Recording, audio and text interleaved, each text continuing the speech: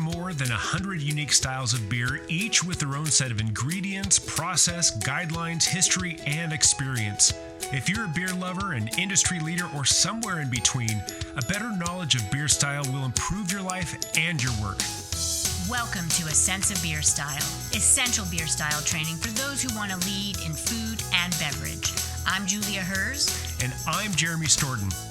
We're advanced Cicerones, beer judges, home brewers, and we're excited to guide you through the vast and wonderful world of beer styles.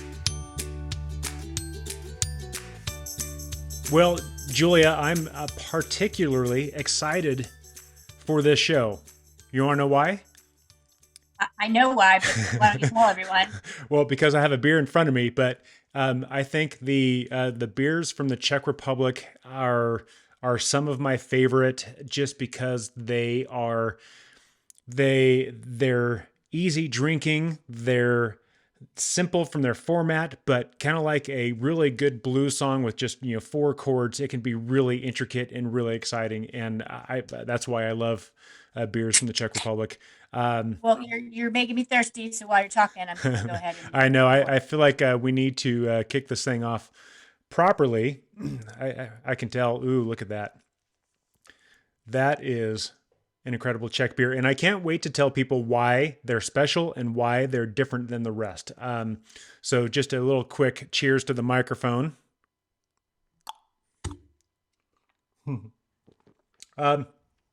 So beers from the Czech Republic have a very, very long history, and that includes the #1 beer style around the world, taking over the world. But that's a story for a different day. We're going to talk about this as a style. We're going to talk about all the Czech beers together as an entire category. And if you're looking at the BJCP guidelines while you're listening to this, then this is going to be, of course, category 3. But all of those beers are fairly similar. They just get lighter in alcohol. And then as you go higher up, then they get a little bit stronger and a little bit darker. From step 1 or 2, they get stronger. Step 2, 3, and 4, they get darker. So we'll talk about all that stuff. But along that line, I think we need to start off with talking about the ingredients that go into this. And I think even a little note on the process, because the process is also important in this style.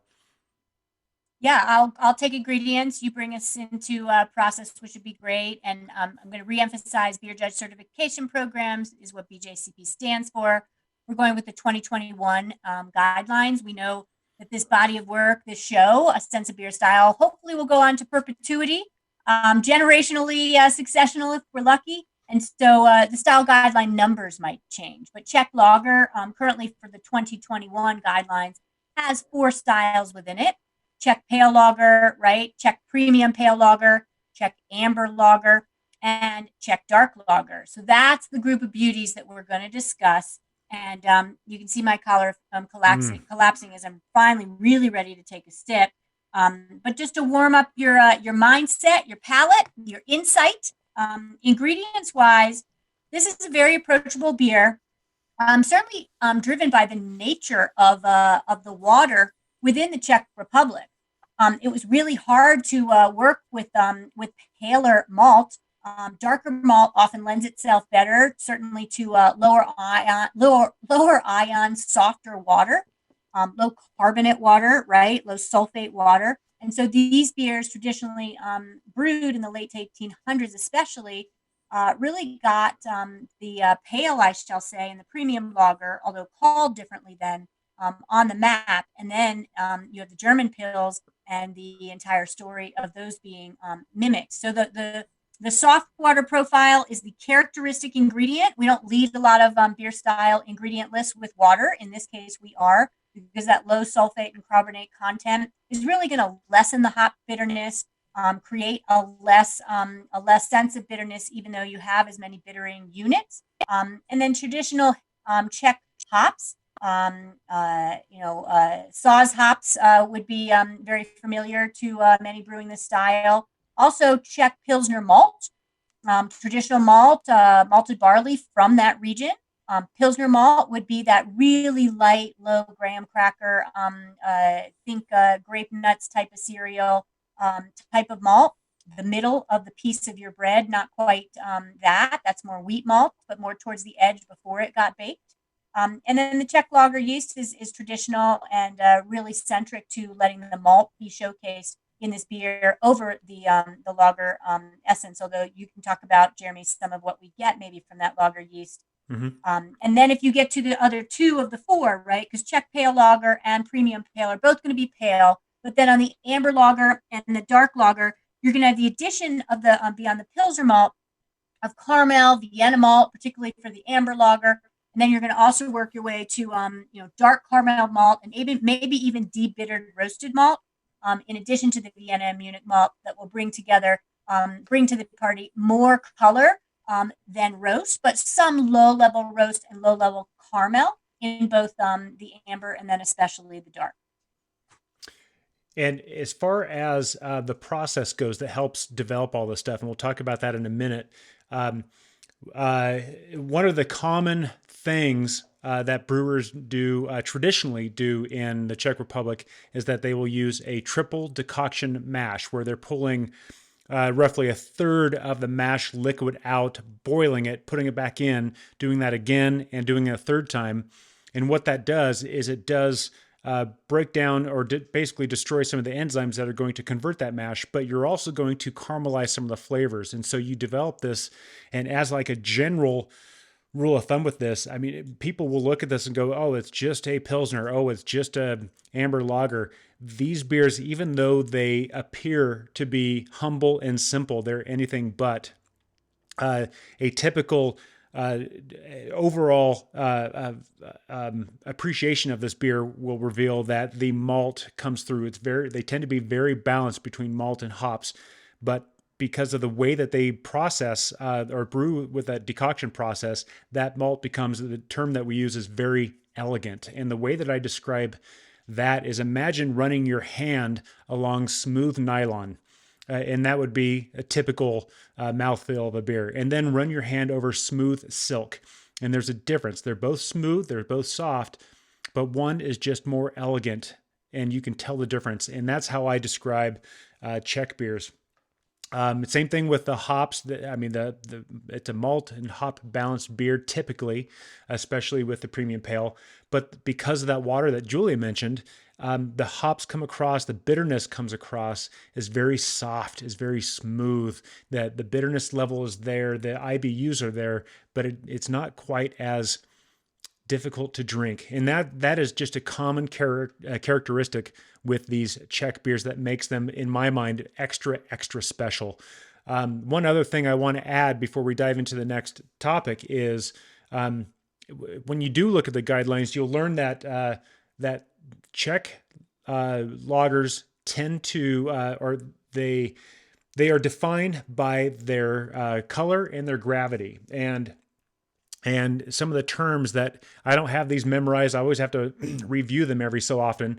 But when we talk about a kind of a lower alcohol everyday session beer, they call that Výsepný. And if I'm mispronouncing these for any of those who speak Czech, please forgive me. But that session gravity would be Výsepný, and the kind of like the normal 5 to 6 range would be the Lísák, and then the kind of the stronger, getting up to 6% or a little bit higher, would be the Speciálny. And then when we talk about color, then we're talking about the Světlé is a pale, Polotmavé is the amber, and Tmavé is dark. And so if we're looking at that very first category of a very pale, of a very low alcohol lager, then we're calling that a Výsepný, Světlé, Pivo. And pivo is the Czech word for beer. And you've probably seen that in some craft brewers who are making a Czech or Bohemian style Pilsner. They'll call it a pivo. So that's just some of the terminology that you can expect to see when in regards to the Czech Republic, or the beers from the Czech Republic. Oh, I love that sound. I'm like Pavlov's dog. But that is kind of the overall sensory summary. Will you talk about the appearance, since you've got that glass in the camera? Yeah, and that's why I opened my other example of Czech Bar Dark Lager. Also poured here is the Czech Bar Czech Lager, the original, which is a premium pale lager example. Appearance wise, pretty straightforward. I'm going to be super quick on this bucket of information. First of all, clarity is a hallmark of the beer. You're not going to see cloudy. It should be clear to brilliant for sure. It is definitely going to advance in colors from light yellow to gold for the pale compared to the premium pale. Premium pale has literally 0.5 more SRM noted in the guidelines. So your light yellow straw to gold color. Once you get to the amber, though, you're going to look at amber colors and hues and copper notes. And then you get to your dark premium lager, and you're going to have dark copper to black for sure. And that's what we're seeing right here, particularly from that dark deep bittered malt. And the amber and the dark Czech lager are both going to have an off-white color of foam. You might be noticing that is not completely white, but and in the beginning when I poured it, you saw that really just stark white color of foam. That's going to be in both the pale and the pale lager and the premium, and long-lasting color of foam. Right, these both are going to be very long-lasting, stable colors of foam, and that's pretty straightforward on the appearance. As far as aroma goes, we start out with the Czech pale and the premium pale lager, and we're really getting into this again. I'm going to use this. It's very rich. It's very elegant because of just the way that they brew this beer, like we mentioned. But so imagine just kind of like a low to medium, a medium to high for the pale and the premium, respectively. This elegant, complex breadiness that when you sit there and smell it, then you can tell that it invites another sniff. It keeps you wanting to come back for more. The hops the aroma for the hops come through they typically use, like you mentioned, the Czech hops. We call them Saz. Which is a German word. The Czechs call it Žatek. And so, but the Germans kind of won out on the naming of the hops, I guess. But those Saz hops really come through. I always smell them as almost like a black pepper spice in this just wonderful herbality where I'm not smelling the distinct herbs itself. It's more like a general herbalness, or herbality. But to me, there's also like a little bit of dried twigs in there as well. And I've heard other people describe them when these hops are really, really, really fresh. You can get a kind of like a fresh berry, like a strawberry out of it too. I haven't experienced that myself, but I've heard Master Cicerones talk about that experience. So I'm looking forward to my first trip to the Czech Republic and figuring that out for myself. But those are the pale and the premium. As we start layering on color, we're going to start layering on aroma as well too. So we can start adding a little bit of caramel, maybe some dark fruity esters, and some more of like a Maillard type of products as we get into amber. And then when we get into the dark, this dark that both Julie and I have, then we're going to start getting into a little bit of like toastiness. It's not going to get to the point where it's like roasty and bitter and burnt. Everything is just very smooth and really, really well done. Partly, I think, due to a very long lagering process to kind of smooth out all the rough edges. But you are going to get a lot more dark chocolate, coffee, those type of flavors in this dark. But that's just a great way to kind of begin thinking about how the aroma builds on these styles as they start getting darker. But how about the taste? Yeah, and there's a lot to emulate. As from most styles, the aroma falls into the taste and the flavor of it. And again, to reground, you were talking Czech lager with 4 examples: Czech pale lager, premium pale lager, amber lager, and dark Czech lager. So of those 4, I really would only add a little nuance. I think you're going to get an essence more in the flavor than the aroma of the ethanol in this beer, the alcohol, right? You're going to get, when you start to get past the Czech pale lager and premium lager, a little essence in the amber lager side of maybe Maillard reactions, like caramel notes, reminiscent of caramel flavor.